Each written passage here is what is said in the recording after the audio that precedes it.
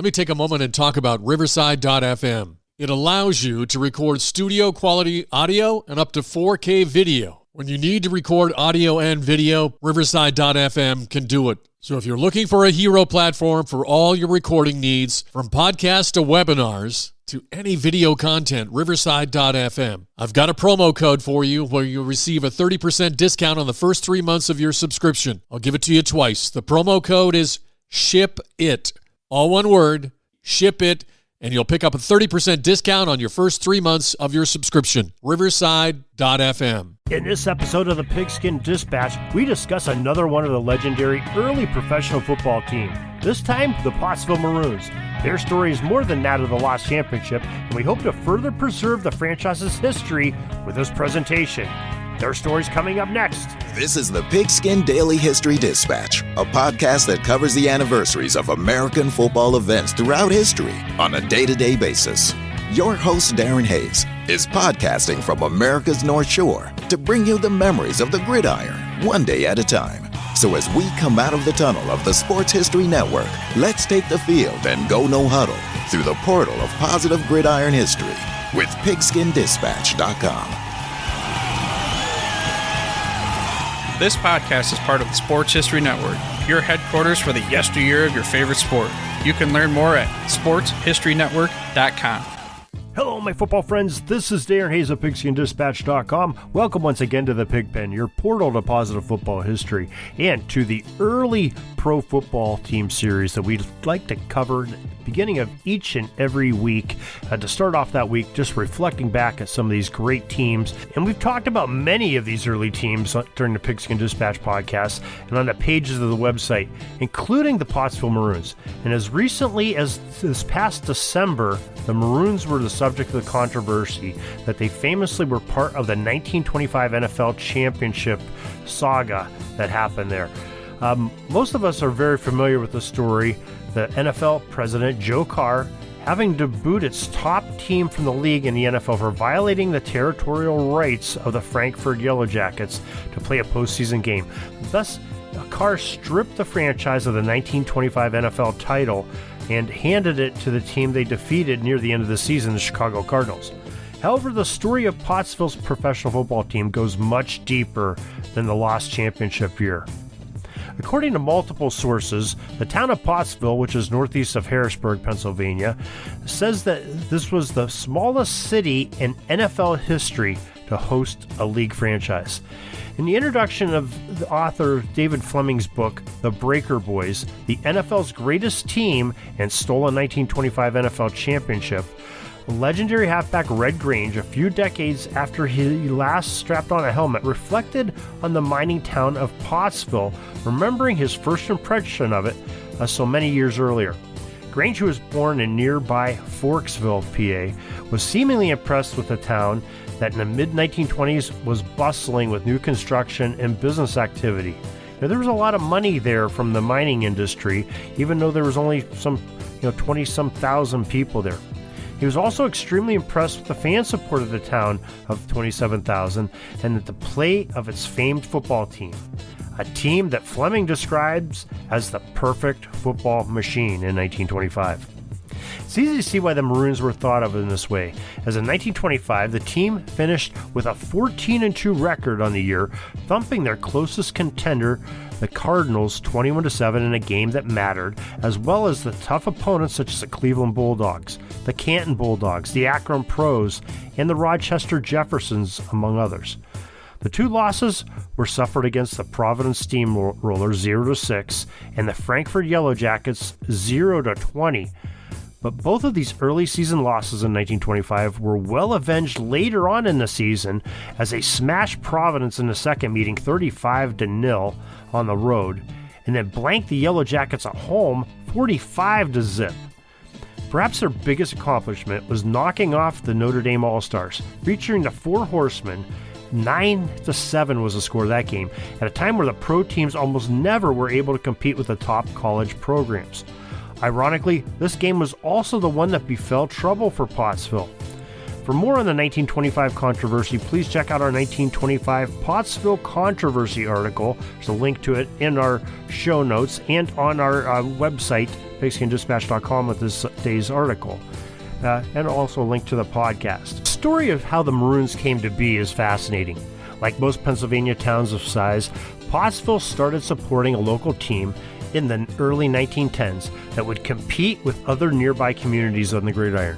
The first season connected directly to the Maroons for the small mining town was called the Pottsville 11, which was made up of mainly local firemen from the Yorkville Hose Company station. They were an independent team at first, playing other coal mining towns across the region. Eventually, they gained the sponsorship of some local business leaders, and with this funding, brought in some highly regarded players to become competitive. Stars such as Carl Beck, Benny Boynton, and Stan Kofall were commingled with the athletic local miners to create a very formidable squad. This recipe created a strong bond between the community of blue-collar workers and the team that represented their town, a passionate connection that still seems to resonate almost a century later since the last time the team took the field. In 1924, Doc Striegel, a local physician, purchased the team and promptly entered them into the Anthracite League. According to legend, Striegel decided to outfit his team in some new duds, so he contacted a local sports store to send his squad some new threads to play in. Shortly thereafter, the team was delivered some colorful maroon-colored jerseys and thus was nicknamed the Maroons, and it was associated with this 11. The franchise also hired on 3 members of the prior season's Canton Bulldogs championship team. Among them were Hall of Famer Pete Henry. The NFL brass, including Joe Carr, was concerned with top-level players leaving the league to join the Anthracite League, and the Bulldogs even filed a lawsuit against the migration of its former player moving to Pottsville, which was dismissed by a Pennsylvania court. Pottsville went on to win the Anthracite League with a strong record of 6-0-1, and after knocking off a rival Coaldale for the title, the Maroons issued a challenge to the National Football League's 2 top teams in 1924, the Frankford Yellow Jackets and the Canton Bulldogs. Both declined, but another NFL squad, the Rochester Jeffersons, accepted the challenge. The Jeffs of 1924, they were not considered one of the top teams in the league, but they gave Pottsville a game in which the Maroons came out victorious 10-7, proving that they could compete with the NFL rosters. The Anthracite Coalition dissolved after the 1924 season, and so the determined Doc Striegel and his Maroons joined the National Football League for the 1925 year. The NFL was liking how Pottsville would thumb its nose at the Pennsylvania Blue laws and play their home games on Sundays despite the laws. League teams could now schedule a game with nearby Frankfort on Saturday and then conveniently travel to Miners Field on Sunday in Pottsville to take on the Maroons.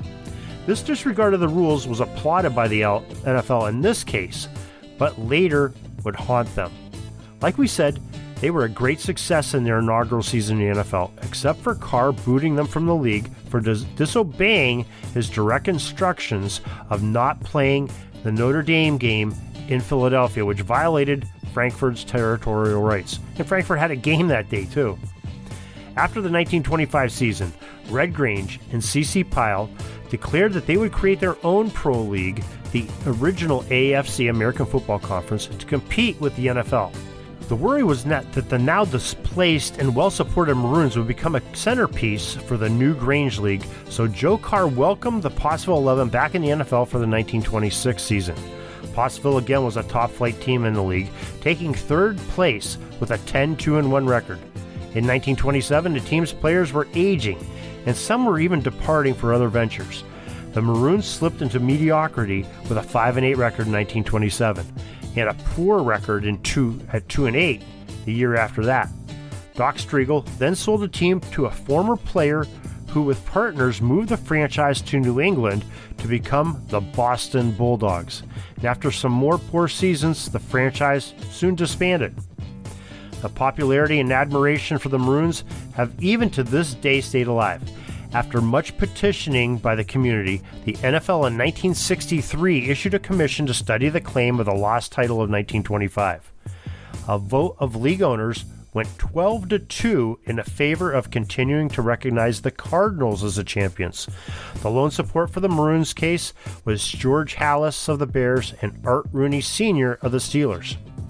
Again, in 2003, the case of the 1925 controversy was once again brought to a vote at an NFL owners meeting, and this time it fell by the tally of 30 votes to 2. The lone votes for the Maroons were Pennsylvania teams, the Steelers again, and the Philadelphia Eagles. It's not likely after 2 sound defeats that the case will be brought up again by the NFL brass. And so goes the legacy of the Pottsville Maroons, one that was so popular and so good, but the cards just didn't fall where they should have. I'm glad you joined us today for this great bit of football history, and we hope you'll join us again soon, because we're on each and every day bringing you the great football history. And also check out our sister site, Sports Jersey Dispatch, at jerseydispatch.com, and we have some fine podcasts coming up and being lined up for you on that, telling history of sports through the jerseys that the players and teams wore. Till tomorrow, everybody, have a great Gridiron Day. Peeking up at the clock, the time's running down. We're going to go into victory formation, take a knee, and let this baby run out. Thanks for joining us. We'll see you back tomorrow for the next podcast. We invite you to check out our website, pigskindispatch.com, not only to see the daily football history, but to experience positive football with our many articles on the good people of the game, as well as our own football comic strip, Cleat Marks Comics. Pigskindispatch.com is also on social media outlets, Facebook, Twitter, Instagram, and don't forget the Pigskin Dispatch YouTube channel to get all of your positive football news and history. A special thanks to the talents of Mike and Jean Monroe, as well as Jason Neff for letting us use their music during our podcast. This podcast is part of the Sports History Network, your headquarters for the yesteryear of your favorite sport. You can learn more at sportshistorynetwork.com. Are you having a hard time figuring out what to get Dad for Father's Day? You should check out Row 1 Brand's Vintage Pictorum Gallery. They have America's best sports art. With over 7,200 historic sports prints, you're assured to find something unique for Dad this Father's Day. Instead of a boring old tie, get him a historic baseball photo taken by Henry High Sandom at the historic Polo Grounds Stadium in New York City during the 1894 Temple Cup. Or, if he's an NFL buff, check out the 1963 vintage NFL poster. These are so good looking that you'll be amazed how they turn out. Shop now at sportshistorynetwork.com/row1 and save 15% off your order.